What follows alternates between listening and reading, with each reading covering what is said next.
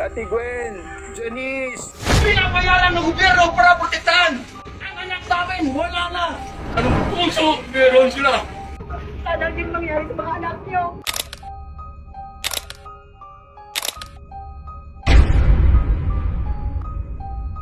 Paano kung madatnan mo ang lahat ng iyong mga anak na wala ng buhay? Sa video nating ito, ating balikan ang malagim na sinapit ng pamilyang walang ibang hinangad kundi ang tratuhin ng mabuti ang kanilang kapwa-tao. Simple at may payak na pamumuhay, ganito ilarawan ng pamilya ng Magoad sa bayan ng San Isidro, Barangay Bagong Tapay, Emlang North Cotabato. Ang kanilang ilaw ng tahanan na si Lobelia ay isang school principal, habang ang haligi naman ng tahanan nila na si Cruz ay isa namang guro.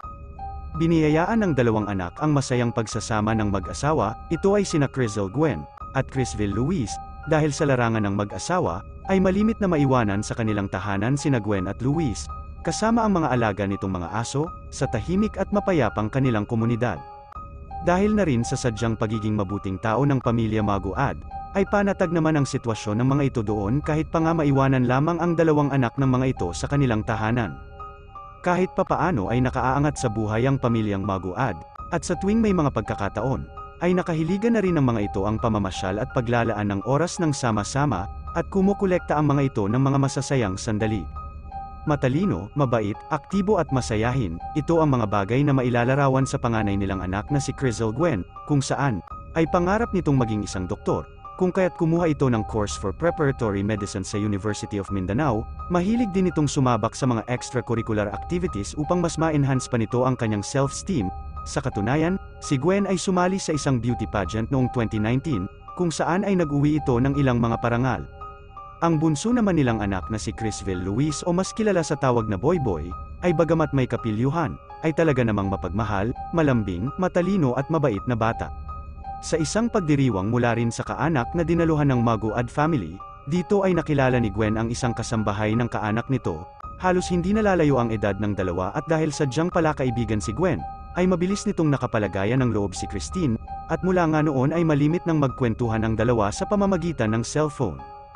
Dito, ay naikwento ni Christine kay Gwen ang mga hirap na pinagdaanan nito sa mura nitong edad, nabanggit din ni Christine ang pagiging ulila nitong lubos, at ang pabalik-balik nito sa kustodiya ng DSWD, hiniling din ni Christine kay Gwen na kung maaari ay sila na lamang ang kumuha kay Christine bilang kasambahay dahil hirap na umano ito sa pag-aalaga ng dalawang bata na inaalagaan nito sa kaanak nila Gwen. Dahil naging lubos na ang pagkakaibigan ng dalawa, ay kinausap na ni Gwen ang mga magulang nito at hilingin na sila na lamang ang kumupkop kay Christine. Pinag-usapan nito ng mag-asawa at dahil sa labis na pagpupumilit ni Gwen sa mga ito ay sa wakas ay napapayag niya ang mga ito na kupkupin si Christine. Hindi tinuri na iba ng pamilya Magoad si Christine, bagamat tumutulong ito sa mga gawain bahay, ay hindi nila ito itinurin bilang isang kasambahay. Sa katunayan, ang kwarto ni Boy Boy ay voluntaryo nitong ibinigay kay Christine at sa upuan sa sala na lamang nito piniling matulog ng binatilyo, upang magkaroon ito ng pribado at sarili nitong lugar sa kanilang tahanan. Pinag-aral nila ito at binihisan, na para bang tunay na miyembro ng kanilang pamilya. Naging napakasaya ni Gwen sa pagdating na iyon ni Christine sa kanilang tahanan, dahil tila kay Christine ito nakita ang pagkakaroon nito ng kapatid na babae. Sa tuwing namamasyal ang pamilya ay hindi maaaring hindi nila kasama si Christine, at kitang-kita ang mga masasayang bonding ng mga ito sa mga larawan at videos na ina-upload ng mga ito sa kani-kanilang mga social media account. August 2021, isang buwan pa lamang ang nakakalipas matapos na manirahan sa tahanan ng mga Magoad si Christine, ay nawala ng 10,000 piso ang padre de pamilya ng mga ito, bagamat hindi nila agad inisip ang mga bagay-bagay, ngunit wala itong makitang ibang tao na maaaring gumawa nito kundi si Christine lamang, dahil bihirang may makapasok sa tahanang yon ng mga Magoad. Kinalaunan, ay nabunyag ang katotohanang si Christine nga ang kumuha ng perang iyon na nawawala, isinilid ito ni Christine sa ginawa nitong bulsa sa ilalim ng backpack nito at tinahi, upang maitago ang ginawang panguumit. Ikinadismaya ito ng mag-asawa ngunit pumagit na dito si Gwen at hiniling sa mga ito na patawarin si Christine at kalimutan na lamang ito. Ganoon nga ang ginawa ng mag-asawa, at sa paglipas nga ng mga panahon ay naging masaya naman ang samahan ng pamilyang ito sa loob ng kanilang tahanan. December 10, 2021, habang nasa paaralan ang mag-asawa. Bandang 2:48 ng hapon, ay isang message sa group chat ng Magoad family ang ikinabigla ng mag-asawa. Ayon sa mensahe ni Christine, 3 kalalakihan ang pumasok sa kanilang tahanan ng mga oras na iyon. Ayon pa kay Christine, agad umanong nakuha ng mga ito sina Gwen at Boy Boy, habang siya ay nakatakas at nakapagtago sa ilalim ng kama nito. Kasunod nito ay isang post ang agarang ginawa ni Christine upang humingi ito ng tulong dahil sa mga naririnig nitong hindi na magandang nangyayari sa mga itinuturing nitong mga kapatid.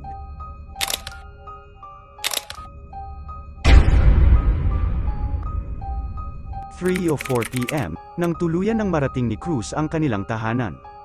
Nagsisigaw ito at tinatawag ang mga pangalan nila Gwen, Boyboy, at Christine. Nang sinubukan ni Cruz na buksan ang main door ng kanilang tahanan ay nakalock ito, dahilan upang ikutin ni Cruz ang paligid ng kanilang tahanan, habang patuloy ang pagsigaw nito sa mga pangalan ng kanyang mga anak. Dito na napagdesisyonan ni Cruz na dumaan na sa likod ng kanilang bahay at puwersahan na itong pumasok, at dito na nga bumulaga sa kanya ang malagim na sinapit ng mga anak nito sa loob ng kanilang tahanan. Kalunos-lunos ang mga nasaksihang yon ng padre de pamilya ng Maguad. Dinatnan nito si Boyboy na may nakapaligid ditong kumot at ito ay punong-puno ng pulang likido na galing mismo sa binatilyo.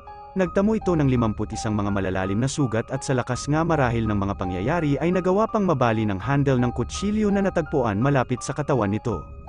Malagim din ang sinapit ng dalagang si Gwen, kung saan ay ang mismong mukha nito ay halos hindi na makilala.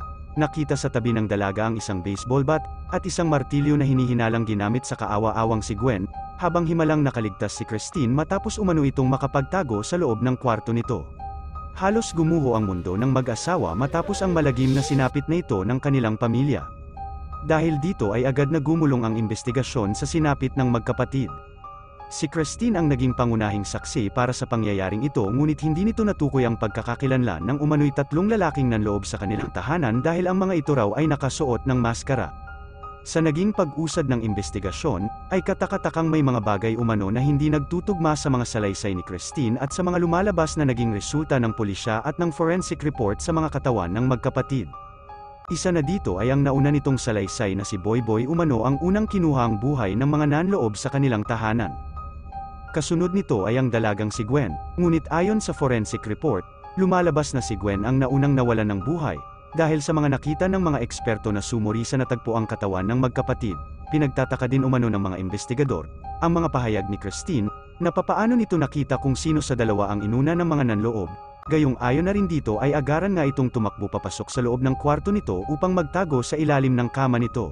Katakataka rin na magulo ang buong kwarto ni Christine, na tila may mga naghalughog sa loob ng kwartong yon. Ngunit ayon sa mga investigador, sa liit lamang umano ng kwartong yon, ay gaya ng pahayag ni Christine ay bakit hindi ito nakita ng mga nanloob sa mga ito. Pati ang nasabing post nito sa social media ay questionable, dahil ang isa umanong nasa peligro ang buhay ay katakataka pa umanong nakapag-compose ng mahabang mensahe na may mga emojis pa.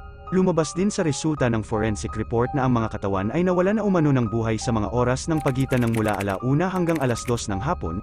Kung nakapagtago naman agad si Christine sa ilalim ng kama nito, ay bakit inabot pa ng halos 3:00 ng hapon bago ito humingi ng saklolo sa pamilya at makapag-post sa social media nito. Dito na unti-unting nagdududa ang mga investigador sa tila magulo at hindi tugma ang kwento ng survivor na si Christine.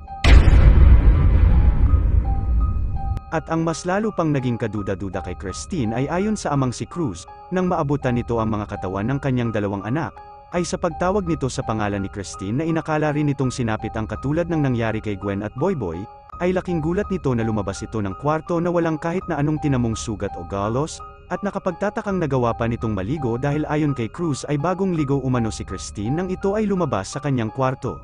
Dagdag din ni Cruz, natatandaan umano nito, na ilang araw bago maganap ang insidenteng iyon sa kanyang mga anak, ay ipinaligpit at ipinatago ni Lobelia kay Christine at Gwen ang ilang mga kagamitan sa kanilang ginawang paglilinis dahil sa bisitang inaasahan ng kanilang ina, at sa pagkakatanda nito ay kabilang sa itinago ng mga ito ay ang martilyo na ginagamit ng kanilang ama at ang baseball bat na pagmamayari naman ni Luis. Bagay na sigurado umano si Cruz na ang nakakaalam lamang ng pinagtaguan ng martilyo at ng baseball bat ay si Gwen at si Christine. Nakakikilabot rin umano para sa mag-asawa dahil habang nagaganap umano ang investigasyon sa hanay ng mga pulisya, ay mama at papa na umano ang itinawag ni Christine sa mag-asawa, bagay na unang beses daw nitong itinawag sa mga ito. Sa kasagsagan pa rin ng investigasyon, ay nakita ang isang supot ng plastic bag sa irigasyon na malapit sa tahanan ng mga Maguad. Sa nakitang posisyon ng nasabing plastic, ay tila sadya itong itatapon sa irigasyon upang paanurin sa tubig nito, ngunit sumabit ito sa mga sanga ng mga punong kahoy na nakapaligid dito.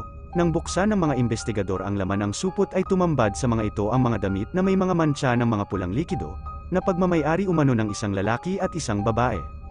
Isang screenshots din ang kumalat noon sa social media, kung saan ay conversation nito umano ni Christine at ng kaibigan nito na hindi na pinangalanan pa. Sa nasabing chat messages, ay dito umano mababasa, na tila may nais si Christine na kunin ang buhay, dahil ayon na rin sa mensahe nito, ay ito na lamang umano ang kulang para sa pagkakaroon nito ng kalayaan. At sinabi rin nito na gusto lamang nitong pasayahin ang kanyang sarili. December 16, 2021, matapos na mapag-alaman na ang damit ng babae na narecover na nakabalot sa supot na plinanong paanurin sa irigasyon, ay nakumpirma ito na pagmamayari ni Christine. Dahil dito, ay umamin si Christine sa nagawa nitong kasalanan. Lumalabas na selos, inggit, at pagnanais na maging solong anak na lamang si Christine, ang naging ugat sa malagim na sinapit na ito ng magkapatid. Ayon umano sa salaysay ni Christine, ay ito ang mga huling katagang sinambit ni Gwen bago umano ito mawalan ng buhay. Panaginip lang ito, magiging doktor pa ako, hindi ko alam kung ano ang masamang ginawa ko sa'yo. Christine, mahal kita, minahal ka namin ng sobra. Sa ginawang pag-amin na ito ni Christine, at sa tinukoy nitong kasama niya na isang seminaristang binatilyo, ay sinampahan ng kaso ang dalawang menor de edad, para sa malagim na sinapit ng Magoad siblings, at dininig ito sa Regional Trial Court. December 20, 2021, hinatid na sa mga huling hantungan nito ang magkapatid, na dinaluhan ng mga kaanak, kaibigan at mga taong hindi makapaniwala sa sinapit ng magkapatid. Ayon sa mag-asawa, hindi na nagawa pang mag-celebrate ng Pasko at Bagong Taon ang mga ito, dahil sa mga sariwang sakit at alaala pa ng mga ito na noong mga panahon yun, ay hindi pa nila kaya ang magdiwang dahil sa pagkawala nila Gwen at Boy Boy. May 2022, hinatulan sina Christine at ang sakristan nitong kasama ng 34 na taong pagkakabilanggo ng walang parol. Sa kabila nito, ay naging emosyonal nung araw na iyon, dahil labis na ikinasama ng loob ng mag-asawa.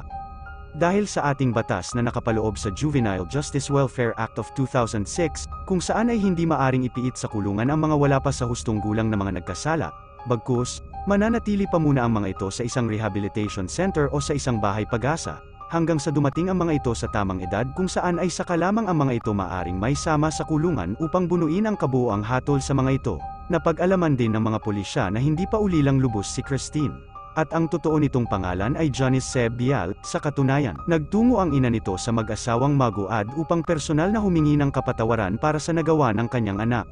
Ayon sa ina ni Janice, maaaring dala ng dinanas nitong kahirapan sa buhay kung kaya't nagawa nito ang nasabing insidente. Dagdag pa nito, dumanas umano si Janice at ang 3 pa nitong kapatid ng hirap sa bukirin, kung saan ay halos wala na umano makain ang mga ito at madalas ay kamote lamang ang kinakain ng mga ito sa buong maghapon. Dahilan upang kinailangan ni Janice na gamitin sa trabaho ang mura nitong katawan, habang ang ina naman nito ay lumisan sa Cotabato at iwanan sa poder ng ama nito sina Janice at magtrabaho sa Karatig probinsya. 8 taon umano ang inilagi nila Janice at ng kapatid nito sa kustodiya ng DSWD, at maaari umano na naghangad ng labis si Janice sa takot nito na bumalik sa kahirapan kung kaya't nagawa nito ang malagim na insidente. Wala nang mas sasakit pa sa paglilibing ng magulang sa mga anak nito, ngunit sa istoryang ito ng Magoad family, ay tila naging mas masakit pang lalo ito, dahil sa isipin na ang taong minahal at tinuring kapamilya at kapatid ng mga ito, ay ang siya pa palang aagaw sa mga matatayog nitong mga pangarap para lamang sa kasakiman at ganid. Ikaw na ang humusga. Yun ba ang kapalit ng pagmamahal ng aking anak sa kanya? Yun ba ang kapalit?